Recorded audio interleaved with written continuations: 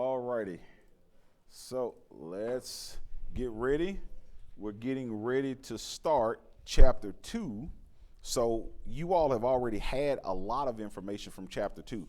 I'm just going to glue in the stuff that's relevant to my course. So, I heard Miss Jonna teaching it, so I'm just going to glue in the stuff that's relevant to me, and then we will go from there. Okay, so we'll start chapter 2. We'll start page 14. We're going to kind of jump around and skip around a little bit, and then kind of go from there. So, definitions. So we're starting on 14. What is pain? An unpleasant sensory or emotional experience associated with, highlight these two words, actual or potential tissue damage, or described in terms of damage. So some things will be actual tissue damage causing pain. Some things will be perceived damage. So the body has had damage to that area before, and it's still remembering that even though the pain itself has changed. So you may have had a situation where, let's say you injured your calf or you injured some part of your body. The injury itself was healed, but you still feel stiff and tight. You still are nervous about walking normal. That's more of a perceived pain. The pain itself is healed. You're just still dealing with the effects in your mind. So that's the way pain can be. Some of it can be real, some of it can be perceived.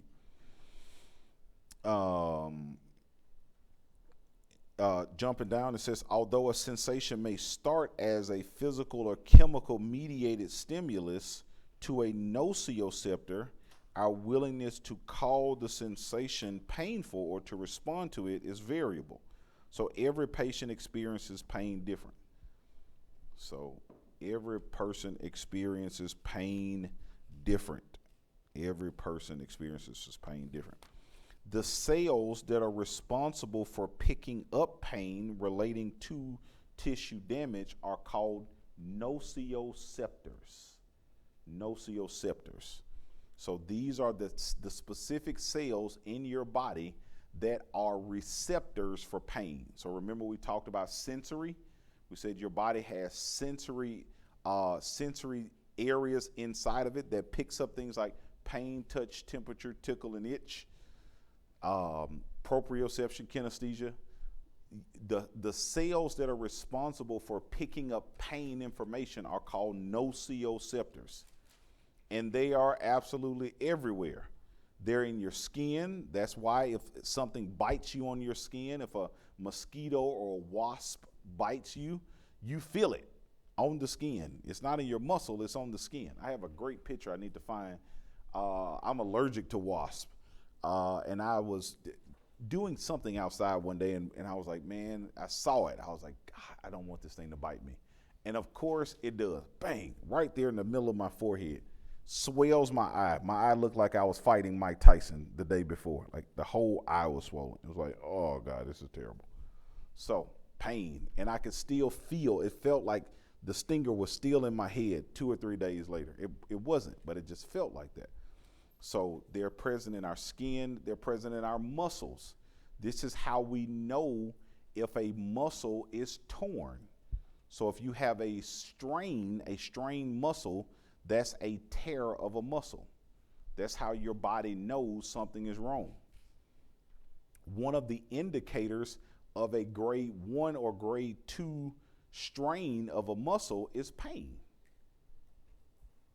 We always tell folks, when you lack movement and there's no pain, that's dangerous. No movement plus no pain means you have a grade 3. You've torn it completely off the bone. So if somebody goes, yeah, it doesn't hurt at all. Yeah, it's gone. Tore it off the bone. You just look at them and go, we need to get you in to see an orthopedist pretty soon. Okay, so their skin, muscles, our joints have them, bones will have them. You can have bone pain, like boring, deep bone pain. or our viscera, meaning the areas around our organs. It can have pain. It refers pain. The one place your body does not have pain receptors, this is fun to know, is on your brain. Your brain literally does not have pain receptors. So it's the one place on your body you don't have pain receptors is your brain. No, it's a great question. Brilliant question. The dura around the head will give you headaches, or the skull itself. So areas around the skull have pain receptors, or the neck has pain receptors. So a lot of times some of our headaches can be referred pain coming from that. So we can have dura-based issues, contraction or extending of the dura that's around the brain. It could be skull-based things, or it could be referral from the cervical spine. Yep, but the actual brain itself does not have pain receptors. So you can actually Google or YouTube patients receiving brain surgery, and they're awake while it's going on. So they're having brain surgery done while they're awake because it doesn't hurt. Yeah. They're looking for areas of the brain to see where it highlights. So yeah, you can see videos of people playing guitar and being fully awake during brain surgery because it doesn't hurt. There's no pain receptor on the brain. Okay, so sensory. So now let's see here where we're going with this. Okay, so again, like I told you, we're jumping around. So some of these terms you already understand. I'm not going to go back through a lot of these. Types of pain is next, page 16. Types of pain. We'll get there. Yeah. Types of pain. Pain can either be acute, meaning short-lived, immediacy, up to at the point where it's about 2 months and 29 days, or whatever you want to call that. So acute can be that time period. Chronic is 3 months or greater. I think we usually still find it as defined as 3 months or greater. Yeah. Chronic, it can't be chronic pain unless it's lasted for 3 months or greater. Okay. Okay. So acute versus chronic. Again, over on the right-hand side where it talks about where pain exert their force in the dorsal horn of the spinal cord. So when you are looking at where pain travels to, it travels from the body into the spinal cord, into the dorsal aspect of the spinal cord, the dorsal root ganglion first, and then the dorsal horn of the spinal cord. And then it's transferred up based on where it needs to go. Okay. Page 17, medical management after painful insults of tissue.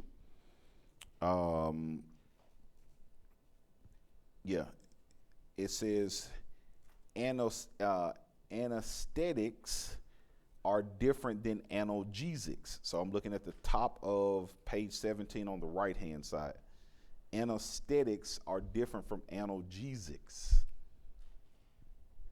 In anesthesia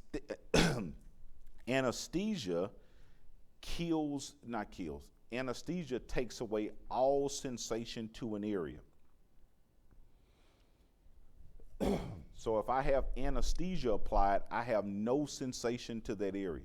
So when you go into surgery, they give you anesthesia so that you won't feel the pain for a particular period of time. So that's what's in the medicine that they give you when they get ready to knock you out, is an anesthetic, anesthesia. It knocks you out, literally takes away pain. Whereas an analgesia medication or something that's analgesic, its job is to reduce the pain characteristics. Okay.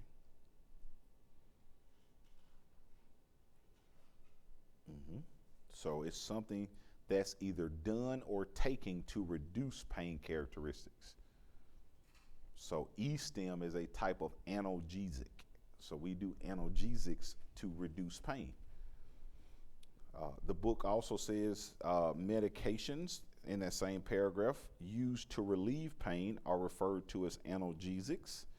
There are two different types. We have narcotics and non-narcotics.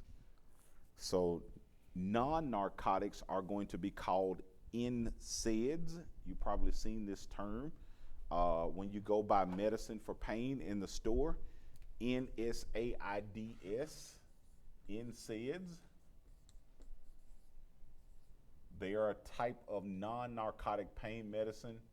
You're thinking about things like ibuprofen. You're thinking about things like Aleve, which is naproxen. Those are types of non-steroidal anti-inflammatory drugs. It's what NSAID stands for. They're non-narcotic, non-steroidal anti-inflammatory drugs is what NSAID stands for. Narcotics are things that require prescriptions and come from a pharmacy or a physician. These are going to be things that are really strong. Demerol is a narcotic. Fentanyl is a narcotic. I'm trying to think of the one that's always used post-surgery. You're going to Percocet, Vicodin. It begins with an M. What's the? I'm trying to think. Yeah, oxycodone is one. So those are going to be, those are types of prescription-based narcotics, which are dangerous. So if you did not know, over the last 5 years in the United States, we have more people dying every year now from prescription-based narcotics than we do from illicit drug use. So more people die from taking things like fentanyl and oxycodone and all of these other strong meds that are prescription-based than folks taking stuff like, crack cocaine. So prescription drugs are the most dangerous health epidemic out right now. So we try to get people off of these strong narcotic medications. So PT, I don't know if you all have seen it, there's a campaign that they were running. I don't know if they still do it as much now, but there was a campaign back starting maybe 2016, 2017 that they started. It's called Choose PT. And the goal is to inform patients that you can get just as much benefit from PT, physical therapy as a profession, as you would get from taking opioid medications. So you're better off choosing PT than to choose opioid medications. You don't get addicted to PT, but you will be addicted to those opioids, and they can and will kill you. So narcotics are dangerous. Okay? Yeah. So even the book talks about it there. It says the adverse effects of narcotic drugs, so not the second paragraph, but the third one, include GI irritation, toxicity, mental confusion, drowsiness, hypersensitivity. And then they produce tolerance. And tolerance breeds the need for more and greater, and that's going to cause problems. Okay. Hang on, let me see something here. Okay.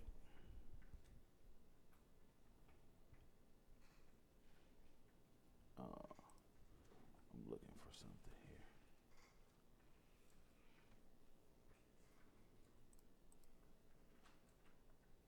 Okay, so the next thing we'll talk about is, and I'll put this PowerPoint up, is we're going to start on page 19, referral pain. Referral pain. So what is referred pain or referral pain? It's pain that arises from other body structures but felt at a more distant site or at a different site. Sometimes it's distant, sometimes it's just different. So, so referral pain is very important because sometimes what your patient is experiencing won't be pain from the area we're treating. It will be a referred pain. So, what does PT do? What are we experts at? That's a great question. If people ask you, what are you an expert at doing? We are experts at diagnostic and treatment of mechanical-based pain. Mechanical pain. Mechanical pain. I don't want to delete this, but I'm going to have to because I need that board. Oh, I can. This is good. We've done this. Mechanical pain. We are experts at fixing mechanical pain. Just like mechanics are experts at fixing mechanical issues that in your car. You go to a mechanic, they hear a noise, they go, yeah. This is the part that's broken. Trust me. You go in, you describe what's going on. Yeah, I feel bouncing when I hit my brakes. Yeah, your rotors are bad. You need new rotors. So, I hear a squeaking sound. Yeah, you need to change your brake pads. They're experts at telling you what's going on mechanically with your car. We are experts at treating mechanical issues or mechanical pain with the body. So, what is mechanical pain? Mechanical pain is pain that is reproduced with movement or activity. Mechanical pain, reproduced with movement or activity. So you all were here the other day when I was treating Allison's mom, and I had her bend over, and she was like, ooh, that caused my pain. I was like, yes, I was excited. Why? That meant the pain was mechanical, meaning this activity hurts. So if we try something, we try to adjust that, and then you reproduce the causative agent, and it's no longer pain, then we fixed it, or we've made it better. So over 89 to 92%, you don't have to know these, it's just good information though. Over 89 to 92% of all mechanical pain is improved with the use of physical therapy. So we're great at it. What do we suck at? Treating non-mechanical based issues. Meaning if the pain is not reproducible, we can't cause whatever you have going on. We can't reproduce it. We can't make it happen again. You just feel pain and it's somewhere there in your body and we don't know where it's coming from, how it got there, how it starts, how it ends, what makes it better, what makes it worse. If we can't draw conclusion from these types of questions, we only improve about 20% of those patients. And the reason why, a lot of times, the reason we don't get them better is because the problem isn't coming from the musculoskeletal system. Sometimes the problem is referred. So let's talk about some referral patterns, places where you will see pain coming from that show up in places we think are musculoskeletal. Right neck and shoulder. So your patient has a lot of right neck side, right shoulder pain, right scapula pain. Yes, it could be the neck shoulder. It could be the way they slept, or they could be having issues with their liver and their gallbladder. So, true story. When I had my gallbladder removed last year, my number one complaint was severe right shoulder pain that I could not get rid of. So I was up half the night, rolling on tennis balls and stretching and high volting and stimming and all kinds of crap. Just wasn't changing. That's when I knew this is not mechanical. This is not improving with activity or with stretching or with strengthening or with stuff that I'm doing. This isn't mechanical. This is something visceral that's referring out to my shoulder. Mechanical. So right neck and shoulder, liver, gallbladder. Left neck and shoulder could be lung and diaphragm. Sternum, left side chest wall, inside of the left arm, down to the fingers, the left jaw, or pressure in the chest could be heart. So if they're reporting those types of symptoms, I feel, pressure on my chest. Feels like someone's standing on my chest. Or I started to just get this weird pain up in my jaw that was radiating down my arm. Think heart, get them to the ER immediately. They're probably going to have a heart attack. Okay. Pain in the right side lower abdomen, almost down by the pelvis. Your appendix. It's probably coming from the appendix. Mid-back pain along the spine, just below your scapula. It's probably something going on with the stomach itself.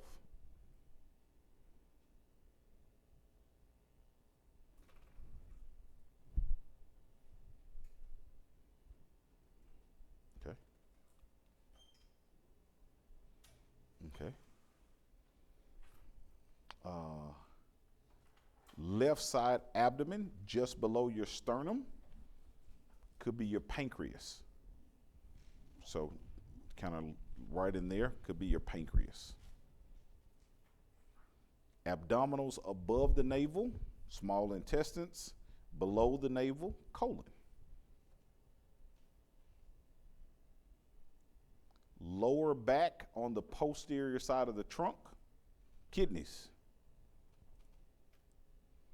Pubic plane, urinary bladder.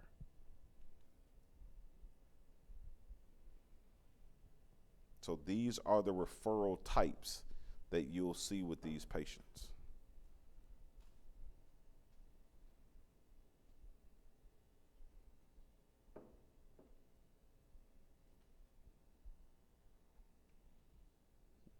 Okay.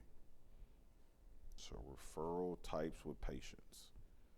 If they're having some of these, and if it's not mechanical, meaning they can't answer the questions I just asked you earlier, what makes it better? What makes it worse? When do you notice it?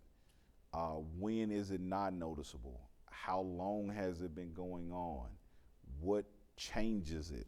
Does it change at all? What activities are you unable to do? What activities are you not attempting? You're asking about mechanical-based issues, and they go, I don't really think it's connected to any of that. It could be referral pain. Okay, same way here. Yeah. Saddle pain, saddle anesthesia type areas. Could be kidneys as well, ureters and kidneys, urinary bladder.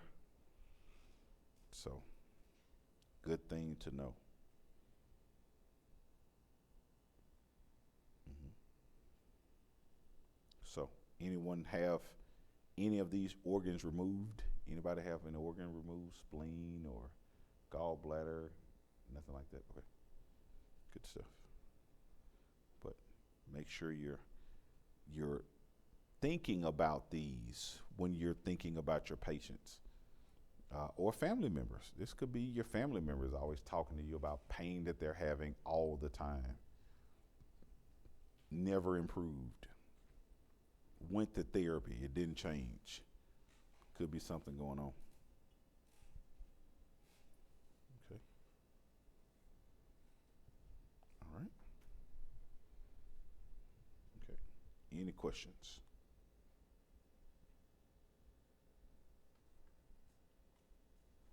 Okay, so that's referred pain.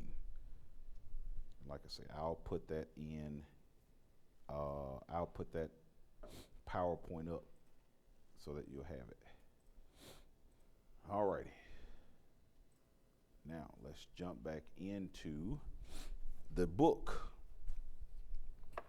Jump back into the book. Okay. Okay.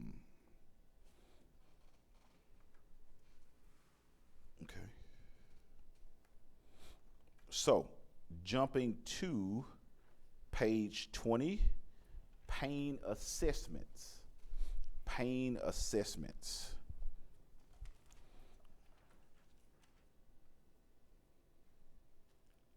So I'll skip that one because I want to actually show you these before I do that. So let's go to pain perception, and we'll come back later to pain assessments.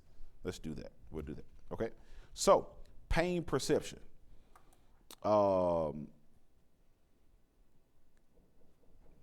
Maybe not. Hold the bliss.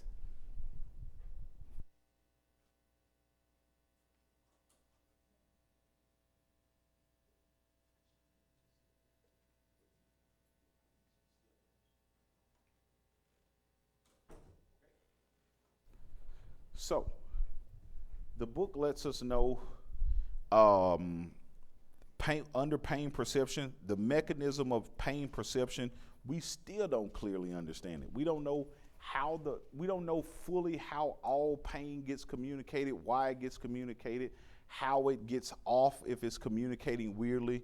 We don't know that yet.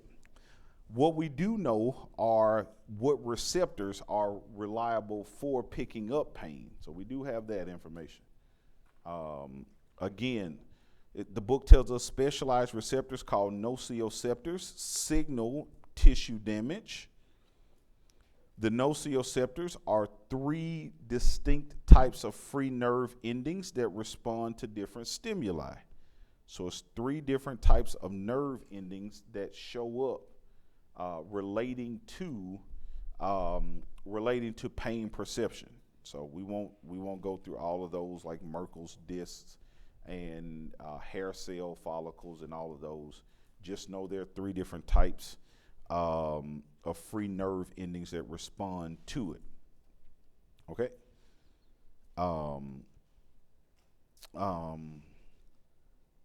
Yeah. Down at the bottom of that paragraph, it says the nerve fiber types that are mediators of pain. So nociceptors are the ones that are responsible for picking up pain information relating to the body.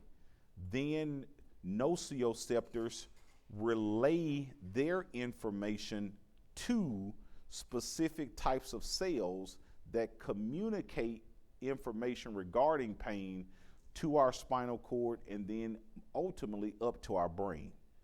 So the nociceptor is the one that receives information about pain. Anything dealing with pain is going to come into a nociceptor. Then the nociceptor's job is to disperse it to the right cell type so that it can get where it needs to go. So I'm trying to think of what that would be. So it comes in, it's almost like the post office. The nociceptor is the post office. Why is this on? The nociceptor is like the post office. The mail of pain comes in, and its job is to decipher where it needs to go and how it gets delivered. Does this need to go immediate? So if you try to mail something, they say, we can do this priority and it'll be there tomorrow. Or it say, you can do snail mail and it'll get there at some time. You know, we don't know when it'll show up though. So the actual post office will determine how and when the mail gets delivered. But you have to bring it to the post office. Nociceptors are the post office. And then they then decipher which cell type delivers that mail relating to pain. And so it's different cell types that are responsible for delivering mail of pain. Okay, the book tells us these nerve fiber types are either A delta or C fibers. A delta or C fibers. And it's going to be important.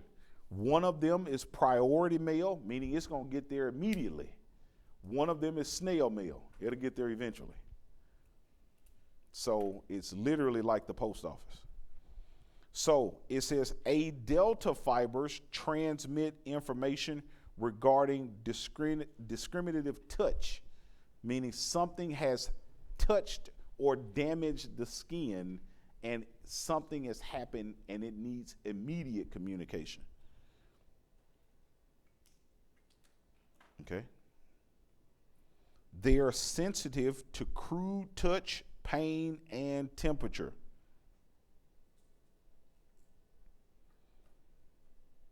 Okay.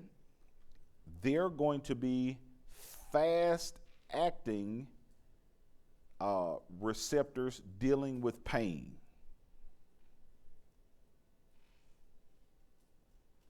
So their speed of conduction is going to be fast acting. So let's say you were sleeping in class and we were cruel like the old teachers I had when I was a kid, and they walk up behind you and they grab your arm and try to pinch your arm off. Immediate pain. Grab your arm and grab it and twist it. Wake up. You'd feel immediate pain. That's going to go directly to your brain. From the time I grab and pinch your skin, it's going straight to your brain to tell you, ow, crap. So that's some cruel teachers, man. Y'all have much nicer teachers than I had when I was your age. You know, they were cruel old women. So that's immediate pain. Something that's going to your brain immediate. It's shooting to your brain as soon as it happens, so that your brain can make a decision on what the heck do we need to do to stop this pain from happening as fast as possible. Something's hurting like that, you want to stop it immediately. So do I need to move? Do I need to grab my arm? Do I need to scream out? Ah! Whatever I need to do, I need to stop this pain from happening immediately. That's A delta types of pain. Fast conducting, very specific. Okay. All righty. So, the other fiber type is going to be slow conducting information, and it's going to be C fiber.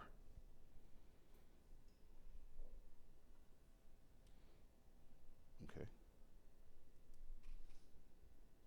Mm-hmm. Okay. So C fiber is going to be slow conducting, like horse and buggy. It's like a toothache. You ever have a toothache? Like, it's consistent. It may not show up immediately, but it'll just show up and it'll stay consistently there. It's nagging. Nagging terminology is usually what we think about with C fiber. Nagging, consistent pain versus A delta, sharp, immediate pain. Okay, so those are the different fiber types. Okay, so A delta and C fibers. That's what we have. So dull, aching, burning, C fiber. Poorly localized. I can't put my hand on exactly where it hurts. The whole thing just hurts. Versus A delta is going to be very discriminative. Pain, touch, temperature stuff. Giving me information. Okay, so what's the difference? What makes one fast and one slow? The fast is fast because it is myelinated. So A delta are myelinated pain fibers. So they're small myelinated pain fibers, making them fast conducting. Remember, myelin increases the speed of transmission. We got myelin, we got speed. Quick. Versus C fiber, it's unmyelinated, small pain fibers that communicate information. So C fiber is slow, consistent, nagging. A delta is fast, myelinated, and small.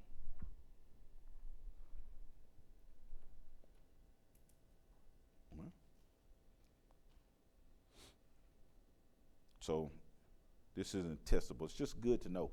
So if it's cutaneous, cutaneous means it's going to be skin level. not something that's underneath. Sharp, prickling, tingling, that's cutaneous level. If it's musculoskeletal, it'll be dull, achy, and heavy, hard to localize. Visceral is going to be referred from different areas of the body, so it's really hard to localize visceral. Okay, so how do we communicate pain? Because that's where we're headed. How do we communicate pain? We have to understand how we communicate pain. So, when's the last time somebody in here had pain? Who's in pain now? One person. Good stuff. You're in pain now? Okay. Where? Shoulder aching pain. Dull, achy pain. Okay. So, it's not sharp, it's not bright, so it's probably what type of fiber? Probably C fiber, yeah. She's getting some C fiber communication from her shoulder. Okay, so how is the information getting from Barbara's shoulder to her brain, letting her know, I am hurting? Do something. Either take some medicine, stretch, do some strengthening activities, scream out, throw it against the wall, whatever you need to do. I am hurting. Do something. So that's the goal. Information has to be communicated from the place where the problem is happening to the brain, and the brain has to process it. Okay, so how does that happen? Okay, so let's go through that. So the book tells us once a pain receptor has been stimulated. So what happens is a nociceptor in the area picks up the pain. So the nociceptor is receiving information, pain is happening in this area. So it's like the post office. It's picking up the pain. Then what happens is the nociceptor is going to transmit that information to a nerve cell. It's either going to communicate it to a dermatome or a specific cutaneous nerve. But the nociceptor picks it up, and then it's going to send it to either a dermatome or a cutaneous nerve so that that information can get to where it needs to get to so we can fix it. So the nerve fiber, either the dermatome or the cutaneous nerve, is going to bring the information from the nociceptor. So with Barbara's, her nociceptor in her shoulder is bringing the information from the nociceptor in the shoulder into the spinal cord. So pain goes from nociceptor. So how is pain communicated?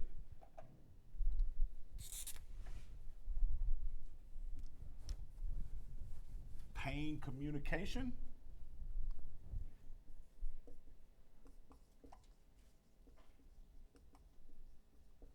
Okay, number one, the nociceptor.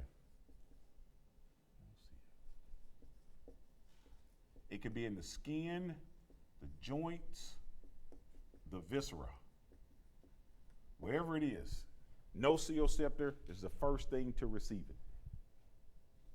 So a lot of us sit and go through the day all day painless. Nothing hurts. You don't have pain. So no nociceptor is being stimulated. Once it's being stimulated, it then goes from the nociceptor to a nerve. And whether that's a dermatome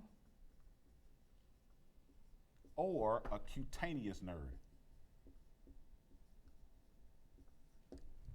But some nerve has to take it from the nociceptor into the spinal cord.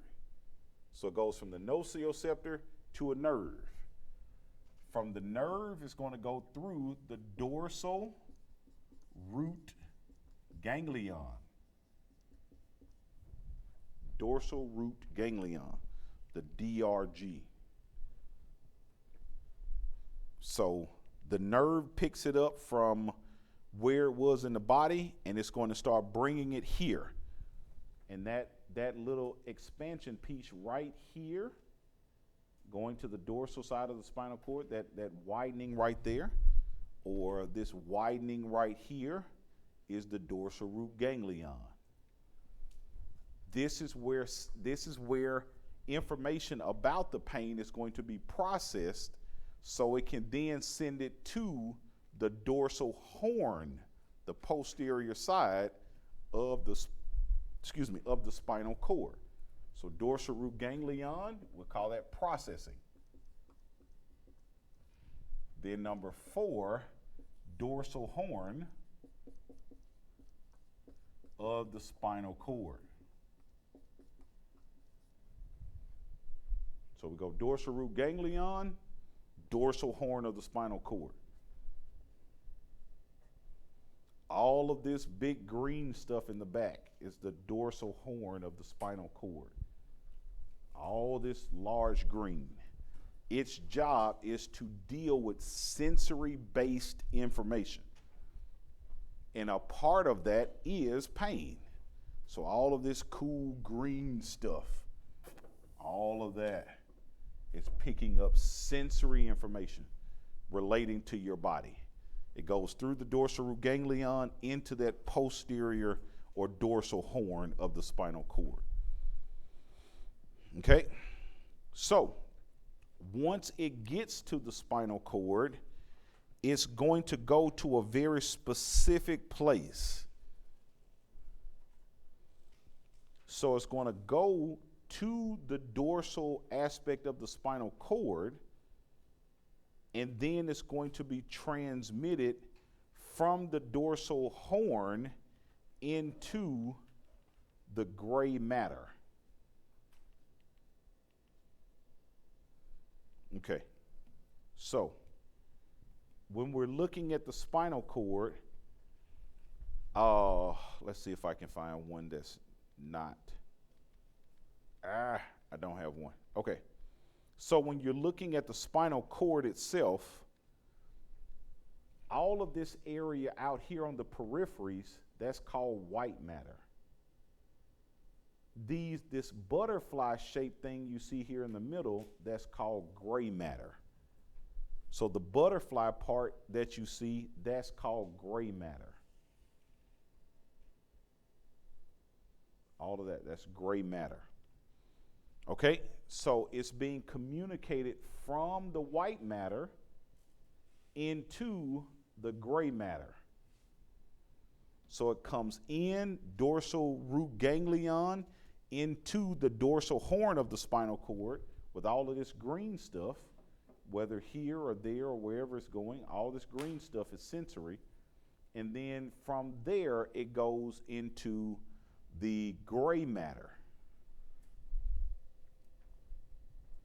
The gray matter has a specific name.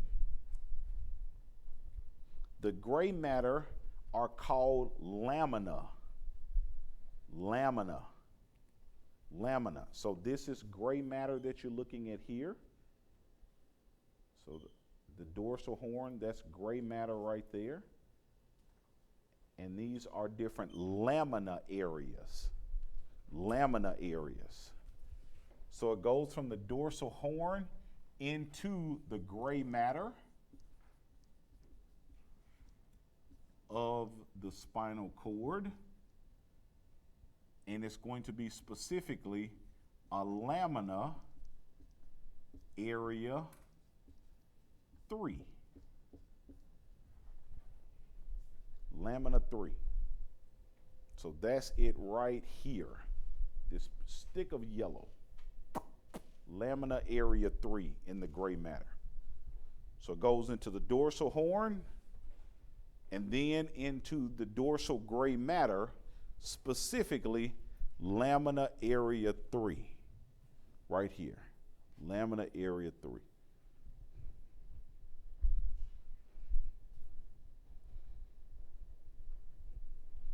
Okay, so now we've gotten pain. Excuse me. Ooh, what was that?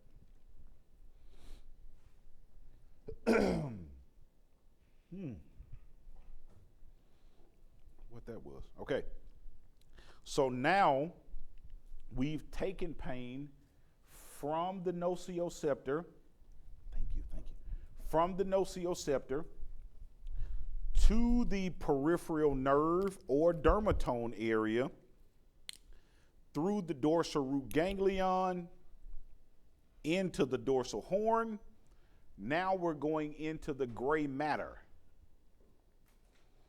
So that's how we get pain into the spinal cord.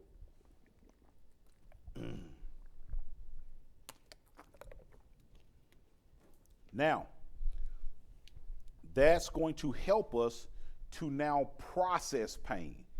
Getting it into the gray matter leads us now to processing the pain. So we got to do that. Okay? So that's what the book is telling us. So it says, once a pain receptor is stimulated, the nerve picks it up and then transmits the signal through the dorsal root ganglion into the dorsal horn of the spinal cord. Okay? The main fibers continue in the dorsal horn to make connections on lamina area. They say 1, 2, 3, 4, and 5, but the main lamina area that it makes a connection with is lamina area 3, and it's called the substantia gelatinosa. Substantia gelatinosa. That's the name of lamina area 3. Substantia gelatinosa.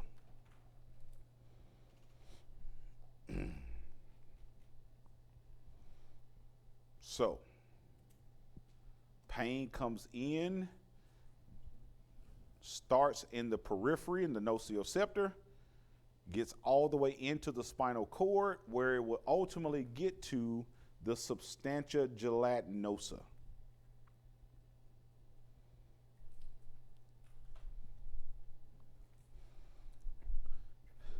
This is called first order of pain conductance. First order. How do I get pain from my periphery into my spinal cord? That's the first order of being able to get pain from my body into my spinal cord. So that's first order of conductance.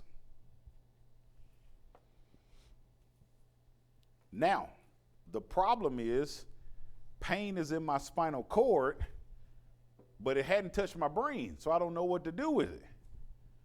So it's equivalent to, anyone ever stepped in an ant bed before? Whew! Imagine your foot is in the ant bed and the information is getting from your foot with all these ants biting your foot, and it's getting into your spinal cord.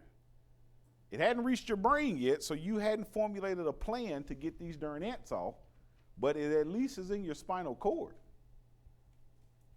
Doesn't do you much good just staying there. You need to form a plan to get out of this darn ant bed. They're going to light you up like a Christmas tree. Ants don't care who they bite. So we have to now get pain from the spinal cord to the brain, because the brain then formulates a plan to get us out of this ant bed. So come on back in 10 minutes. We'll tell you how we get pain to the brain.